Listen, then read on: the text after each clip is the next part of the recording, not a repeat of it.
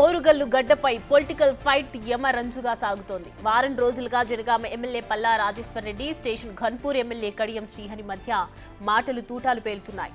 ఒకరికి ఒకరు పరస్పర సవాళ్లు, కౌంటర్లతో హీటెక్కిస్తున్నారు. దేవనూరు భూముల చుట్టూ ఛాలెంజ్లు విసురుకుంటున్నారు. కడియం శ్రీహరి బినామీ పేర్లతో అటవీ భూములను కబ్జా చేశారని పల్లా రాజేశ్వర్ రెడ్డి ఆరోపిస్తున్నారు.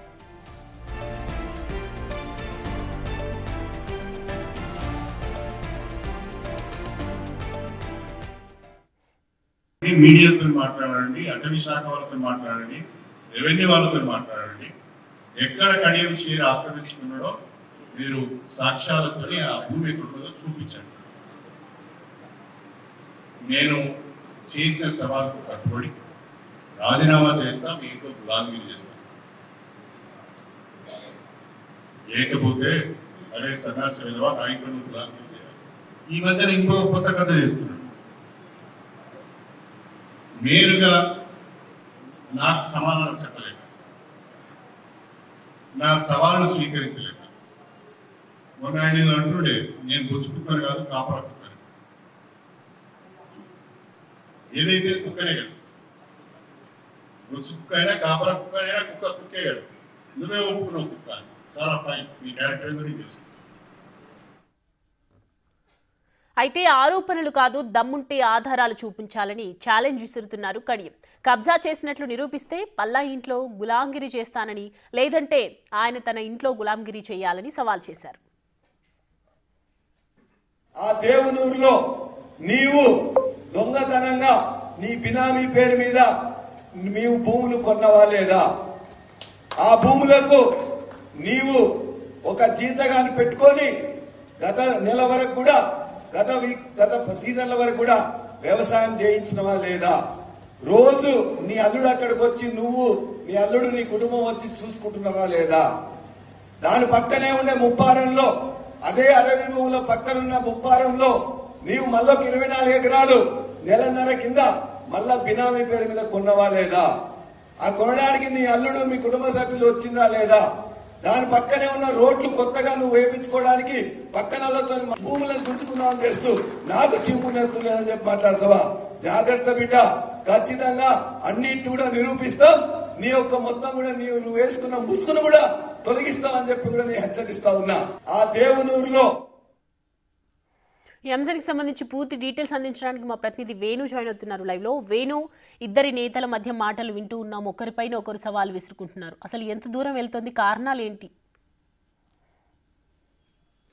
సౌమ్య, గత 15 రోజులుగా కూడా అటు Jangaon MLA Palla Rajeshwar Reddy, Station Ghanpur MLA Kadiyam Srihari మధ్య రాజకీయ విమర్శలుగా మొదలైనటువంటి ఈ మాటల తూటలు ప్రస్తుతము ఇద్దరి మధ్య వ్యక్తిగత దూషణలకు కూడా దిగిన పరిస్థితి. అయితే సంవత్సర కాలంగా అటు మాజీ ఎమ్మెల్యే తాటికొండ రాజయ్య, కడియం శ్రీహరి మధ్య ఉప ఎన్నిక కోసం ఇద్దరి మధ్య మాటల యుద్ధాలు పెళ్ళాయి. ఆ తర్వాత ఇద్దరు వ్యక్తిగత దూషణలు దిగిన తర్వాత ఇద్దరి మధ్య వైరం కొంత చల్లబడినట్టే కనిపించింది. కానీ అనూహ్యంగా ఈ ఎపిసోడ్ లోకి పల్లా రాజేశ్వర్ రెడ్డి ఎంట్రీ కావడంతో వ్యక్తిగత దూషణలు తీవ్ర స్థాయికి చేరుకున్నాయి. దీంతో పాటుగా సోషల్ మీడియా వార్ కూడా కొనసాగుతుంది. ఓవైపు కడియం శ్రీహరి పార్టీ ఫిరాయించాడు, బీఆర్ఎస్ సంబంధించిన నిధులు తీసుకుని వెళ్లి తన కూతుర్ని ఎంపీగా గెలిపించుకున్నాడంటూ తీవ్రమైన వ్యాఖ్యలు చేస్తూ కడియం శ్రీహరి కుటుంబంపై కూడా అనుచిత వ్యాఖ్యలు చేస్తూ సోషల్ మీడియా లోపల బీఆర్ఎస్ శ్రేణులు ఆ పోస్టులు పెడుతూ తీవ్రంగా వ్యక్తిగత దూషణలు దిగుతున్నారు. దీంతో సోడశపల్లి గ్రామానికి చెందిన ఇద్దరు బీఆర్ఎస్ కార్యకర్తలపై పోలీసులు కేసులు కూడా నమోదు చేశారు. ఇక తాజాగా కడియం శ్రీహరి దేవనూరు అటవీ గుట్టల ప్రాంతం లోపల 2000 ఎకరాలకు పైగా ఆక్రమించారంటూ పల్లా రాజేశ్వర్ రెడ్డి మొదట ఆరోపణలు చేశారు. దానికి తీవ్రంగా స్పందించిన కడియం శ్రీహరి తనపై ఆరోపణలు నిరూపిస్తే తన పదవికి రాజీనామా చేసి పల్లా రాజేశ్వర్ రెడ్డి ఇంట్లో గులాంగిరి చేస్తాను, ఒకవేళ నిరూపించకపోతే పల్లా రాజేశ్వర్ రెడ్డి తన ఇంటి వద్ద గులాంగిరి చేయాలంటూ కూడా సవాల్ విసిరారు. అయితే ఈ సవాల్ను నేరుగా స్వీకరించకపోయినటువంటి పల్లా రాజేశ్వర్ రెడ్డి తిరిగి 24 ఎకరాల భూమిని తన బినామీ పేరిట రిజిస్ట్రేషన్ చేయించాడు. ఇద్దరి పేరు మీద 24 ఎకరాలు 25 ఎకరాలు రిజిస్ట్రేషన్ చేయించాడు. దీనికి చర్చకు సిద్ధం అంటూ కూడా మరొకసారి పల్లా రాజేశ్వర్ రెడ్డి కడియం శ్రీహరిపై మరి తిరిగి కౌంటర్ ఇచ్చాడు. సో దీనికి స్పందించిన కడియం శ్రీహరి తిరిగి ఒక కుక్కలా మాట్లాడుతున్నాడు. తన వెంట కొంతమంది కుక్కల్ని, బీఆర్ఎస్ కుక్కల్ని వేసుకొని వ్యక్తిగత దూషణలకు దిగుతున్నాడు.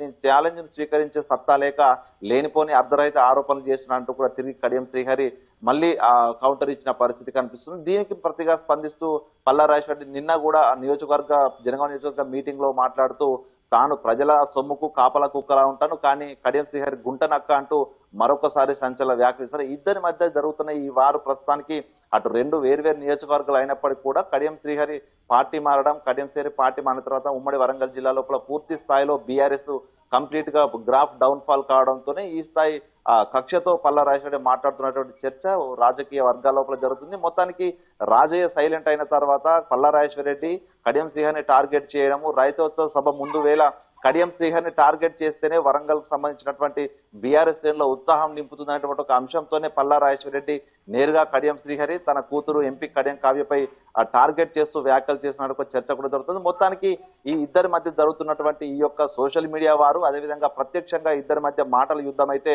కేసుల వరకు వెళ్ళిన పరిస్థితి. ఒకవేళ కనుక కడియం శ్రీహరి తాను కూడా లీగల్ గా మూవ్ అవుతాను, తనపై లేనిపోని ఆరోపణలు చేస్తే చట్టపరంగా ఎదుర్కోవాల్సి వస్తుందంటూ కూడా నిన్న ఘాటుగా అటు పల్లా రాజేశ్వరిని హెచ్చరించారు. కానీ పల్లా మాజీ మంత్రులు ఎర్రబెల్లి దయాకర్ రావు రాజేతో నిన్న సాయంత్రం కూడా ప్రెస్ మీట్ నిర్వహించి తాను సిద్ధంగా ఉన్నాను దేనికైనా అంటూ చెప్తూనే మరొకసారి కడియం శ్రీహరిని రెచ్చగొట్టే ప్రయత్నం చేశారు. ఇక ఈ రోజు రేపు కడియం శ్రీహరి కూడా దీనికి తీవ్రంగా స్పందించే అవకాశం ఉంది. తాను ఇప్పటికే లీగల్ గా మూవ్ అవుతానంటూ గత 2 రోజుల క్రితం చెప్పిన నేపథ్యం లోపల పల్లా రాజేశ్వరి చేసిన వ్యాఖ్యలపై తాను కోర్టుకు వెళ్లేటువంటి పరిస్థితి ఉందంటూ తెలుస్తుంది. మొత్తానికి రైతోత్సవ సభను టార్గెట్ చేస్తూనే దానికి శ్రేణులను ఉత్తేజపరచడానికి ఈ విధమైనటువంటి పొలిటికల్ హీట్ పెంచుతున్నటువంటి ఒక చర్చ అయితే జరుగుతుంది. మొత్తానికి పోలీస్ కేసుల వరకు వెళ్ళిన తర్వాతే దీనికి ఒక ఫుల్ స్టాప్ పడే అవకాశం అయితే కనిపిస్తా ఉంది. సౌమ్య.